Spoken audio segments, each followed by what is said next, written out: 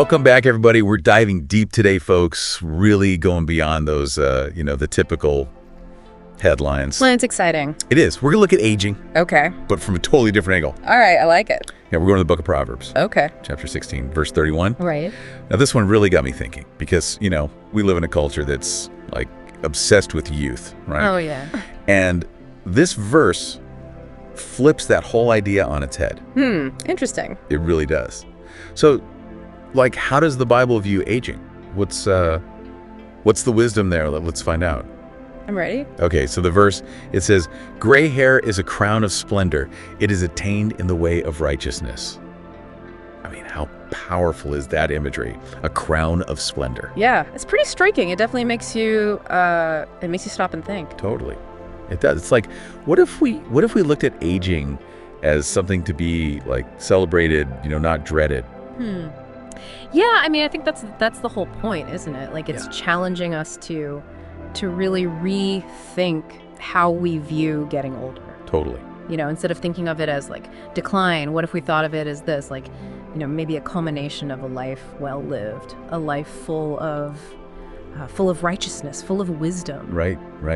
It actually makes me think about, like, all the money, all the energy we spend on anti-aging creams and treatments and, Oh yeah, it's a huge industry. It is. Uh-huh. And it's like, what if we took all that focus and we put it towards, building our character, building our wisdom?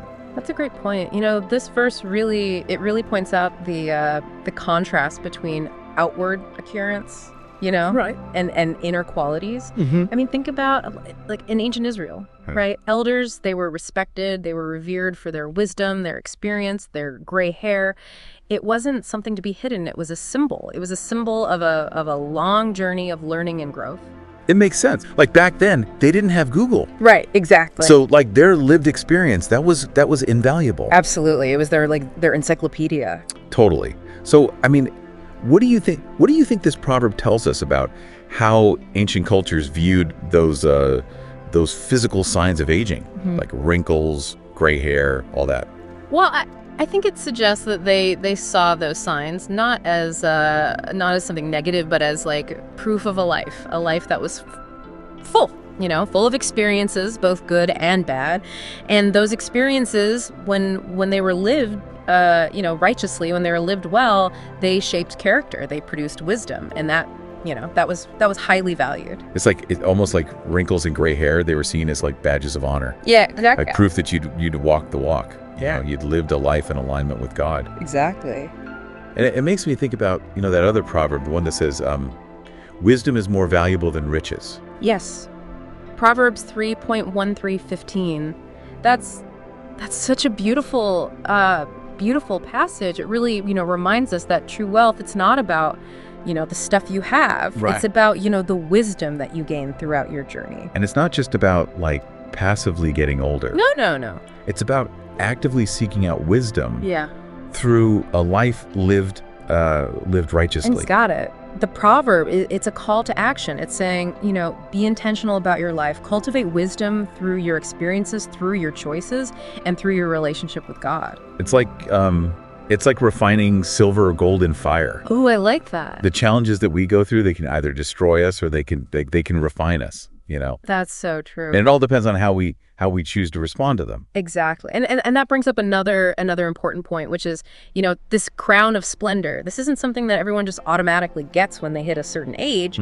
It's earned. It's earned through a life lived in pursuit of righteousness and wisdom. So it's not just about how long you live. It's about how you live. Yes, exactly. The quality of those years. Yes.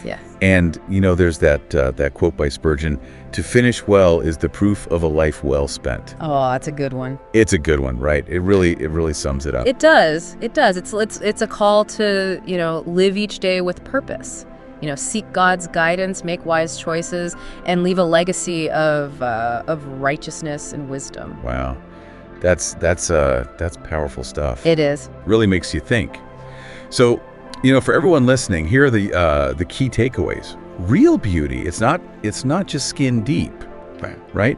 It's about cultivating those inner qualities like righteousness and wisdom.